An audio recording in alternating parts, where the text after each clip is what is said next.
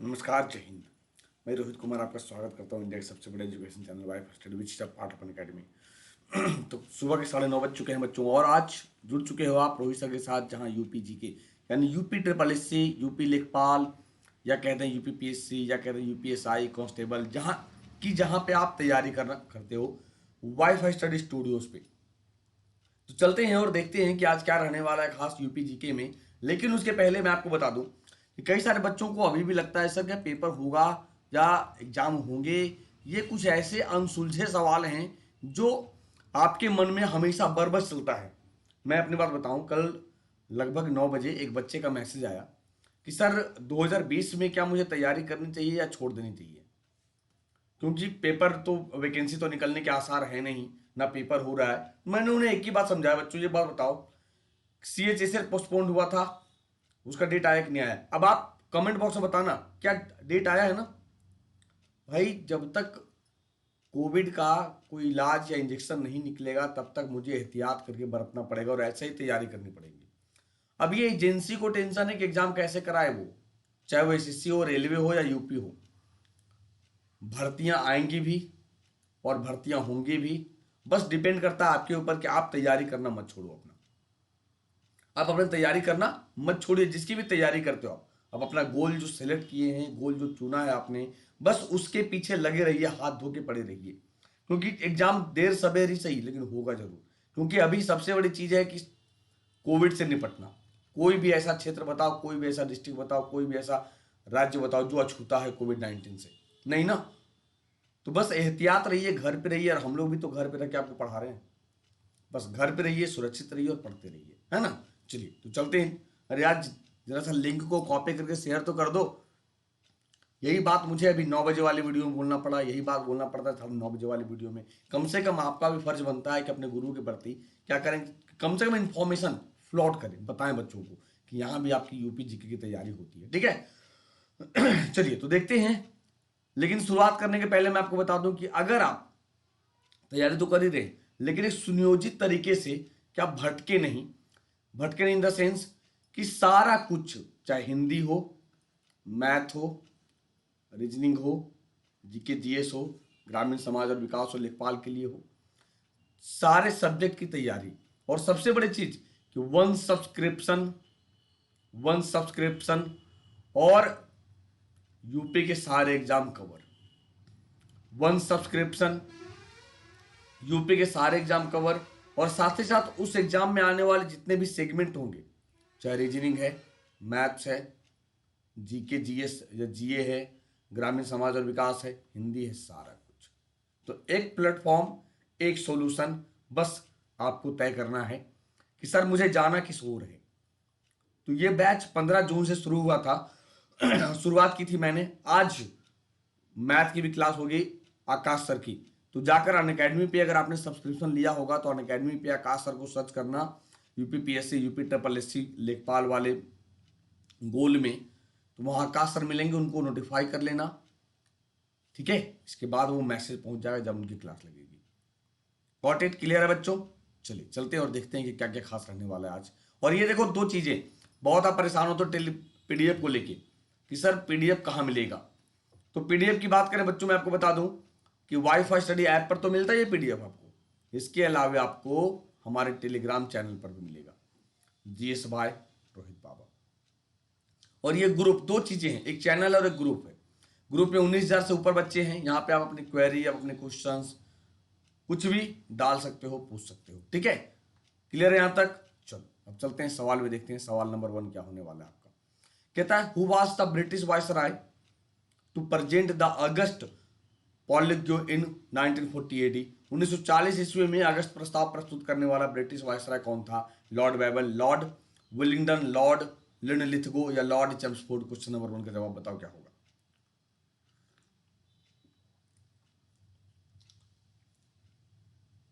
जल्दी। सबसे पहले यह समझना कि अगस्त प्रस्ताव कब आया था और किसे दिया गया था और क्यों दिया गया था। क्योंकि जब तक हम थोड़ी सी ब्रीफली नहीं जानेंगे, संक्षिप्त रूप से नहीं जानेंगे, तब तक चीजें हमारे लिए आसान नहीं होगा। तो अगस्त प्रस्ताव की बात करेंगे तो सर ये लॉर्ड लिनलिथगो के समय दिया गया था। अच्छा क्यों दिया गया था, जरा कमेंट बॉक्स में बता सकते हैं? भाई डेडमैन है, कितने सारे बच्चे हैं बताओ। जतिन राकेश कुमार आजकल तो आ नहीं रहे बच्चे। अगस्त प्रस्ताव क्यों दिया गया था? Second world war, second world war जो 1939 टू 1945 चल रहा था, द्वितीय विश्व युद्ध में भारत का समर्थन हासिल करने के लिए, भारत का समर्थन हासिल करने के लिए।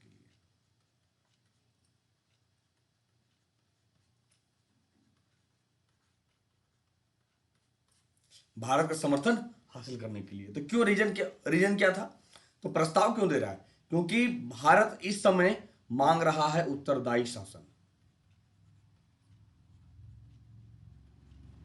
सरकार का कहना था कि मैं अभी सेकेंड वर्ल्ड वॉर में फंसा हूं, मैं क्या करूं? तो एक प्रस्ताव देता हूं कि आप मुझे समर्थन करिए, मैं युद्ध के बाद आपको मदद करूंगा। उसी को हम कहते हैं अगस्त प्रस्ताव। तो ये 1940 में अगस्त के महीने में दिया गया, इसलिए से अगस्त प्रस्ताव कहा गया, अगस्त प्रपोजल कहा गया। क्या कहा गया? ठीक है। तो वायसराय कौन था? Lord Linlithgow. और एक चीज और याद रखना, सेकेंड वर्ल्ड वार जब शुरू हुआ उस समय वायसराय ये थे। और भारत छोड़ो आंदोलन, क्विट इंडिया मूवमेंट 1942, 8 अगस्त 1942 को भारत छोड़ो आंदोलन शुरू हुआ था। उस समय भी वायसराय कौन थे? लॉर्ड लिनलिथगो वायसराय थे। समझ में आ रहा है बातें? तो ये क्विट इंडिया मूवमेंट की शुरुआत 8 अगस्त 1942 को कहां से? मुंबई के वर्धा से, बंबई के वर्धा से, ग्वालियर टैंक से शुरू किया गया था। तो इतने सारे क्वेश्चंस आपको समझने पड़ेंगे, जानना पड़ेगा, तब जाकर कहानी तैयार होगा कि सर ये चीजें होती क्या है, ये चीजें है क्या। ठीक है, चलिए सवाल नंबर 2 की बात करें। When did the British annex Awadh? अंग्रेजों ने अवध पर कब्जा कब किया? 1864 में, 1856 में, 1824 में, 1799 में? क्या होगा? Question number 2।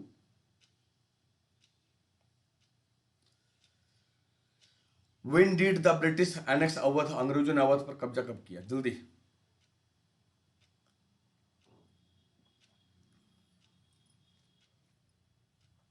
बताओ। अंग्रेजों ने अवध पर कब्जा किया 1856 में। अब ये कब किया गया, क्यों किया गया? थोड़ी सी मैंने कहा ना कि हर का क्वेश्चन के पीछे कुछ ना कुछ लॉजिक है। याद करिए, लॉर्ड डलहौजी यो गवर्नर जनरल हुआ करते थे उस समय। ये जब 1848 की आसपास आते हैं तो ये भारत में एक पॉलिसी लाते हैं जिसको हम डॉक्ट्रिन ऑफ लैप्स कहते हैं, यानी हड़प नीति। दैट मीन्स गोद निषेध प्रथा, गोद निषेध प्रथा। ये क्या था गोद निषेध प्रथा? यानी अगर आपको बच्चा नहीं है तो आप गोद नहीं ले सकते हैं। इससे क्या होगा कि आपके उत्तराधिकारी खत्म हो जाएंगे, आपका कोई वंश चलाने वाला नहीं होगा, राज्य चलाने वाला नहीं होगा, तो उस राज्य को हम आसानी से अपने राज्य में मिला लेंगे। जिससे पहला राज्य हड़पा गया था बच्चे, वो था सतारा, जो महाराष्ट्र में। तो ऐसा करें कई सारे राज्य थे, नागपुर था, ठीक है, झांसी था, लेकिन अवध के साथ सिचुएशन ऐसा नहीं था। इस समय ब्रिजेश कादिर छोटा बच्चा यहाँ का शासक था और बेगम हजरत महल शासन कर रहे थे। तो अवध पर आरोप लगाया गया बच्चे कुप्रशासन का। क्या लगाया गया? कुप्रशासन, यानी प्रशासन सही ढंग से नहीं चल रहा है, जनता त्रस्त है। कुप्रशासन का आरोप लगाकर अवध पर कब्जा कर लिया गया। जब 1857 का रिवोल्ट होता है तो यही अवध और लखनऊ पर बेगम हजरत महल लीड करती है उस आंदोलन को। ये थी पूरी कहानी। तो ऐसे ही समझ में आएगा आपको, 3-4 चीज जोड़ोगे जब तक नहीं तब तक चीजें आपके लिए आसान नहीं होगी। ठीक है समझ में? चलिए क्वेश्चन नंबर 3 की बात करते हैं। Which is the longest railway station in Uttar Pradesh? UP का सबसे लंबा रेलवे स्टेशन कौन सा है? Allahabad railway station, Lucknow railway station, Ghaziabad railway station या Gorakhpur railway station? Question number 3। Which is the longest railway station in Uttar Pradesh? लंबा रेलवे स्टेशन मतलब क्या हो गया समझना, क्वेश्चन को समझना। लंबा रेलवे स्टेशन कह रहा है तो सर रेलवे स्टेशन लंबा होता है क्या? क्या लंबा होता है? उसके प्लेटफॉर्म लंबे होते हैं बच्चे। बहुत बढ़िया। क्या होगा, प्लेटफॉर्म लंबा होता है। तो भारत का ही, उत्तर प्रदेश का नहीं, भारत का ही सबसे लंबा प्लेटफॉर्म कौन होगा, गोरखपुर रेलवे स्टेशन। इसके पहले कौन था, खड़गपुर, जो कहाँ, वेस्ट बंगाल में, वेस्ट बंगाल में। अगर रेलवे की बात करें तो कितने जोन है भारत में भी, 18 जोन। 18वां जोन कौन है, विशाखापट्टनम।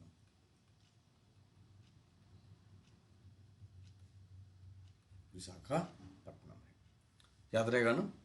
ये बहुत इंपॉर्टेंट है आने वाले समय में, क्योंकि रेलवे की तैयारी करते हैं तो क्वेश्चन देखना होगा, और खासकर यूपी जीके में है तो यूपी जीके में आपको ये सब चीजें कवर करनी पड़ेंगी, देखनी पड़ेंगी। ठीक है। Who said during his death that I wanted to die in independent India, but my wish could not be fulfilled? अपनी मृत्यु के दौरान किसने कहा था कि मैं स्वाधीन भारत में मरना चाहता था, परंतु मेरी यह इच्छा पूरी नहीं हो सकी? लाला हरदयाल, जवाहरलाल नेहरू, मोतीलाल नेहरू या चित्तरंजन दास? क्या किसने कहा था, जल्दी भाई? मोतीलाल नेहरू, इनका जन्म होता है आगरा में। इनका जन्म आगरा में होता है, इसलिए कहते हैं कि मैंने यूपी जीके में व्यक्तित्व यानी पर्सनालिटीज, यूपी के पर्सनालिटीज पढ़ाया यार। मतलब इतने लाजवाब तरीके से बच्चों ने हाथों हाथ लिया, इसलिए कहते हैं वहां पे ना यूपी जीके एक एक चीज कवर हो जाएगा। क्योंकि देखो यहाँ पे हमारे पास टाइम की कमी है, आधे घंटे क्लास मिलता है, वो आधे घंटे में भी पीछे से क्लास है, आगे से क्लास है, कुछ कर नहीं सकते हैं। तो आगरा में जन्म होता है इनका, और मृत्यु होता है लखनऊ में। मृत्यु लखनऊ में होता है इनका। ठीक है। तो ये मोतीलाल नेहरू कहते हैं 1931 के आसपास इनकी मृत्यु हो जाती है। कहते हैं मैं, मतलब मेरी इच्छा थी कि मैं भारत, स्वाधीन भारत में मरना चाहता। सोचो कैसे सपना था, कैसा सपना था उस समय। और यही मोतीलाल नेहरू और चित्तरंजन दास दोनों ने 1 जनवरी 1923 को इलाहाबाद में स्वराज पार्टी की स्थापना की थी। स्वराज पार्टी की स्थापना की थी, याद रखना। किसने, मोतीलाल नेहरू और चित्तरंजन दास ने। क्लियर है? यानी स्टेटमेंट बेस्ड क्वेश्चंस पूछा गया, ये पीसी से सवाल हैं। ठीक है। जवाहरलाल नेहरू के बारे में क्या कहना भाई, भारत के पहले प्रधानमंत्री। थोड़े से और देख लो इनके बारे में। 1929 में पुण्य स्वराज की मांग की गई लाहौर के रावी नदी के किनारे। और लाला हरदयाल, सैन फ्रांसिस्को, याद आया, गदर पार्टी की स्थापना किसने किया है, लाला हरदयाल ने किया था। जहांगीर के शासनकाल में किनकी शक्ति भारत में छीन होने लगी थी, छीन मतलब कमजोर होने लगी थी? अंग्रेजों के, पुर्तगालियों के, फ्रांसीसियों के या डचों? जहांगीर के शासनकाल में किनकी शक्ति भारत में कमजोर होने लगी थी? क्या होगा क्वेश्चन नंबर 5। बिल्कुल समझना। तो पहले यह समझना पड़ेगा कि कौन कौन सी कंपनियां भारत आई, किसके समय में आई। टाइम तो जानोगे तभी तो निकालोगे। उल्टा मत समझ लेना, कई सारे बच्चे उल्टा समझ लेते हैं कि जहांगीर है तो अंग्रेज मारते हैं। जहांगीर के समय में अंग्रेज आते हैं भारत में 1608 में। तो भाई ये तो अभी पावरफुल होगा, ये तो आया ही है। पुर्तगाली 1498 में इसकी स्थापना की जाती है, पुर्तगाली ईस्ट इंडिया कंपनी की, और भारत आते हैं 1498 में, वास्को डी गामा। तो सर 1608 में अंग्रेज जब मजबूत होता है तो ये कमजोर होते हैं। फ्रांसीसी कब आए भारत में, 1664 में। और डच कब आए भारत में, 1602 में। डच भारत में भागते हैं 1759 में। एक युद्ध होता है बेदरा का युद्ध, जो बंगाल में है, बेदरा, बेदरा का युद्ध। इस युद्ध में डचों का सफाया हो जाता है भारत में। ठीक है। और भारत में अंग्रेजी फ्रांसीसी युद्ध तो चलता ही, आपको पता ही है। तो पुर्तगाली कमजोर होते हैं, पुर्तगाली कमजोर हो जाते हैं जहांगीर के शासनकाल में। और ब्रिटिश ईस्ट इंडिया कंपनी की स्थापना होती है 1600 में, लेकिन ये भारत आते हैं 1608 में।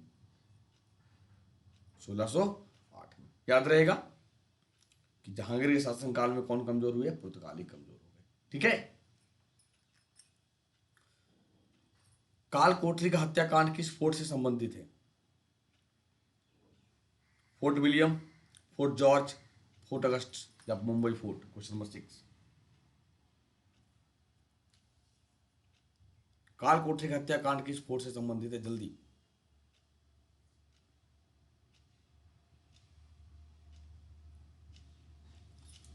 कालकोटे हत्याकांड की बात करें तो ये फोर्ट जॉर्ज से संबंधित है। किससे? फोर्ट जॉर्ज से संबंधित है। कालकोटे यानी सर कहाँ? कोलकाता।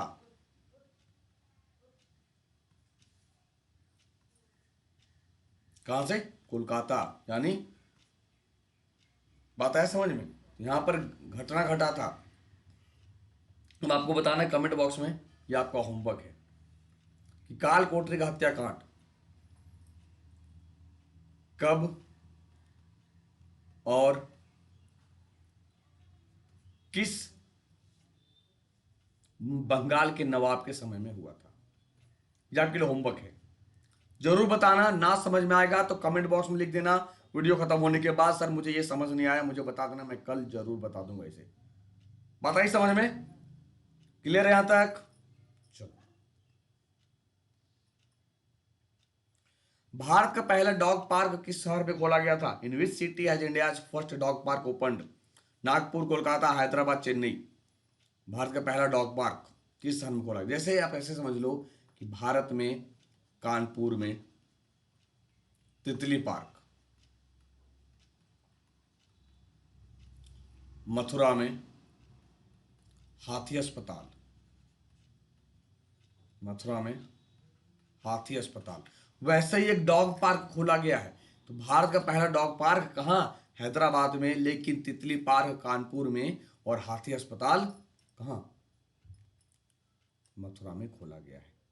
याद रहेगा? तो पहला डॉग पार्क किस शहर में खोला गया है? हैदराबाद में खोला गया। In which city has India first dog park opened? Bharat का पहला डॉग पार्क किस शहर में खोला गया? हैदराबाद में खोला गया है। अच्छा, वेरी वेरी इंपॉर्टेंट।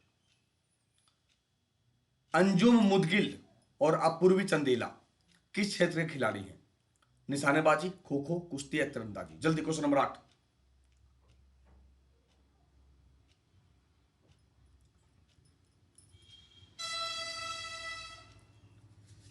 जल्दी।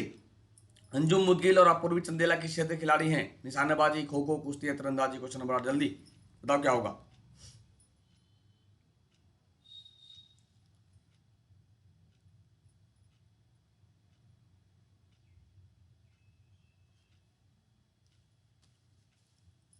और आज सुबह याद रखना, आज सुबह 6:30 वाली जो होता है ना जी के एक नज़र, मैंने पढ़ाया है माउंटेन्स के बारे में, इंपॉर्टेंट फैक्ट्स भारत का। बड़ा मजा आएगा, देखना 9 मिनट की वीडियो है वो, मजा आ जाएगा वो देख के कि कितने ज्यादा इंफॉर्मेशन मैंने दिए हैं उसमें। तो अंजुम मुदगिल और अपूर्वी चंदेला की बात करेंगे। निशानेबाजी किस क्षेत्र खिलाड़ी हैं? ये निशानेबाजी हैं। अब फिर से आपको मैं होमवर्क दे दूं, दूसरा होमवर्क, कि अपूर्वी चंदेला और अंजुम मुदगिल किस राज्य की खिलाड़ी हैं?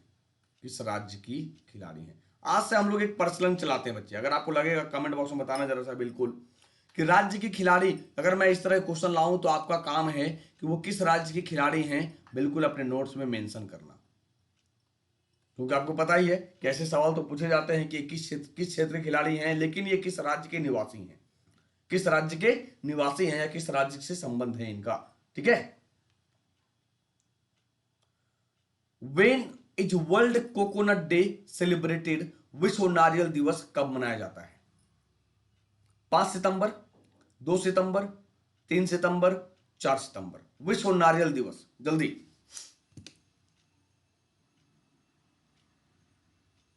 बताओ जल्दी।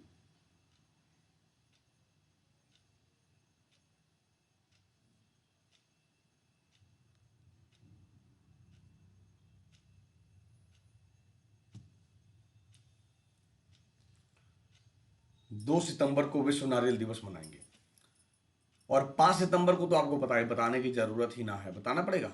चलो बता दें फिर। टीचर डे, और वर्ल्ड टीचर डे 1 महीने बाद। भारत में अच्छा टीचर बनिए, 1 महीने बाद फेमस होके वर्ल्ड में पहुंच जाइए। 5 अक्टूबर को वर्ल्ड टीचर डे। अच्छा जरा बताना कमेंट बॉक्स में, भारत में कोकोनट प्रोडक्शन में वर्ल्ड मतलब पहला स्थान किसका है, किस राज्य का है? जल्दी।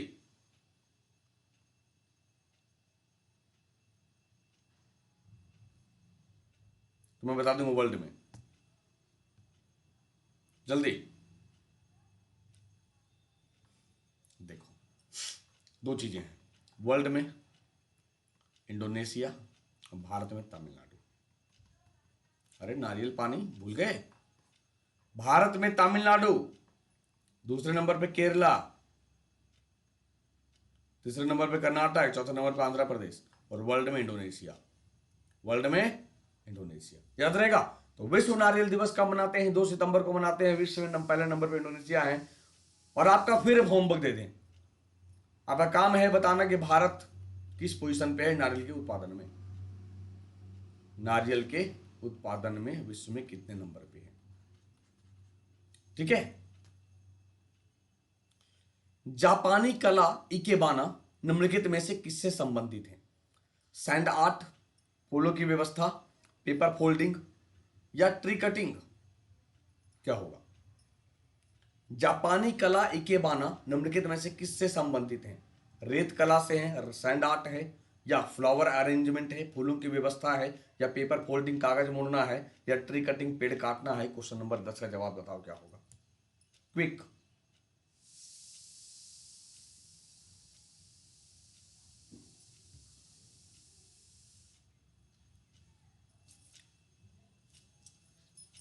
और मैं आपको बता दूं कि आज से जो क्लास आपकी 10 बजे रात होती थी वो अब 5:30 बजे अनअकैडमी पे फ्री रेलवे की क्लासेस की व्यवस्था की गई है।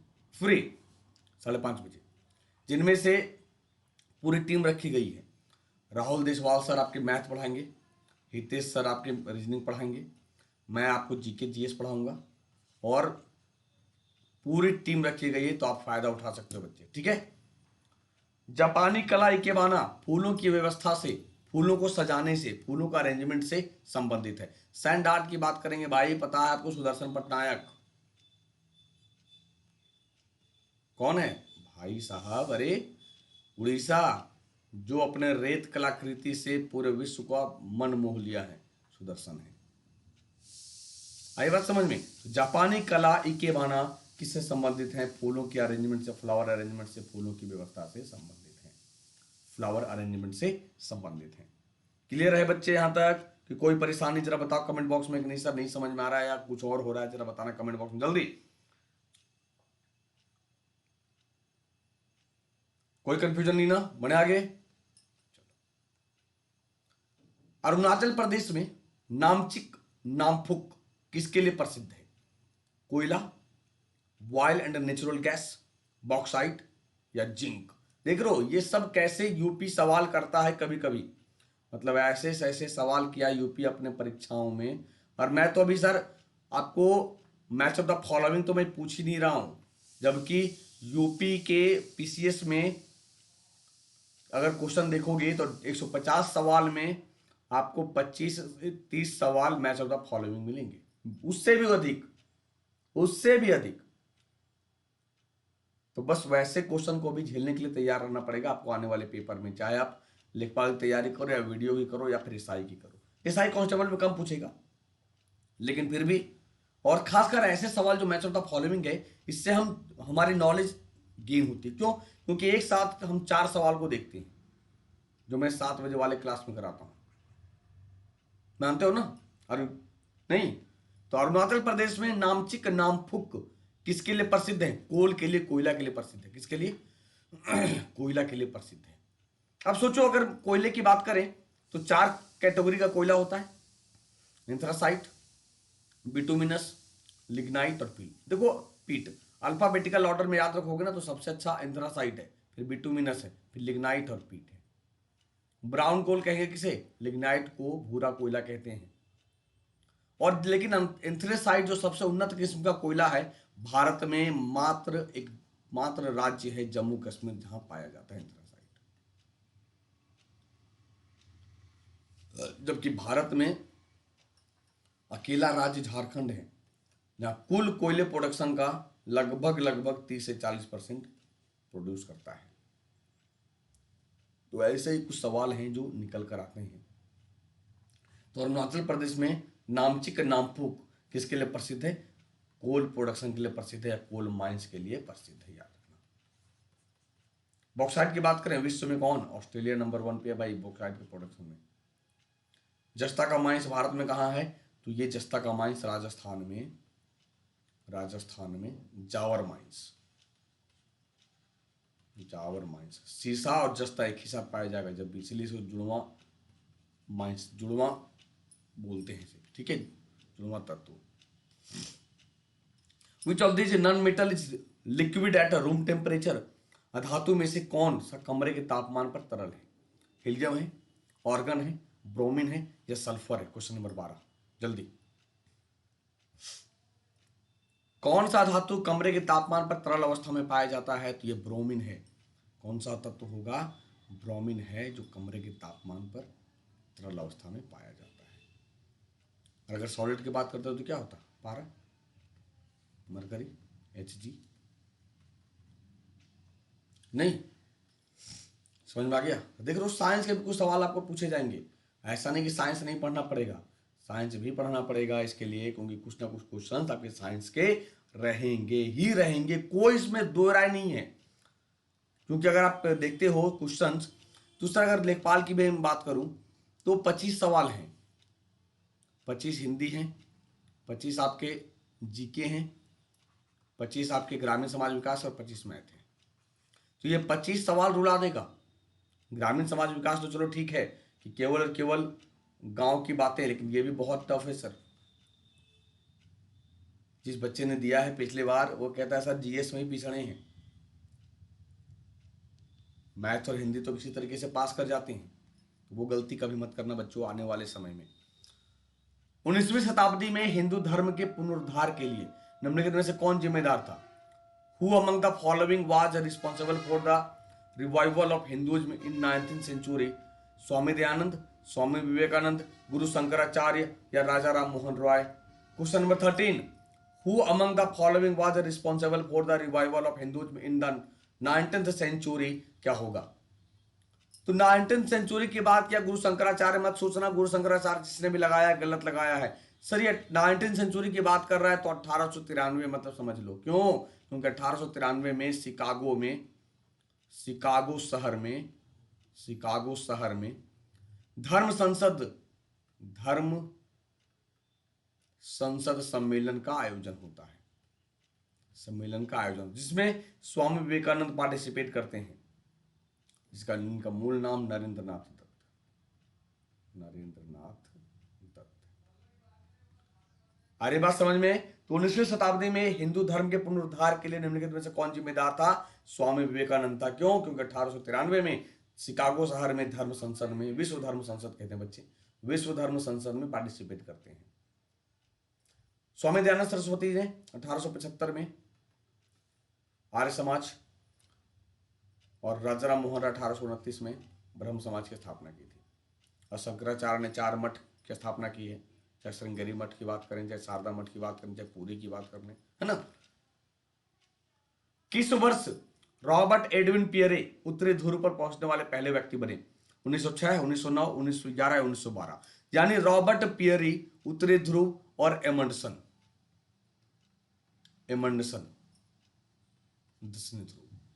अब एक और होमवर्क आपके लिए, रॉबर्ट पियरी तो पता चल गया कि किस वर्ष बने, एमंडसन किस वर्ष दक्षिणी ध्रुव पर जाते हैं, और एमंडसन किस देश के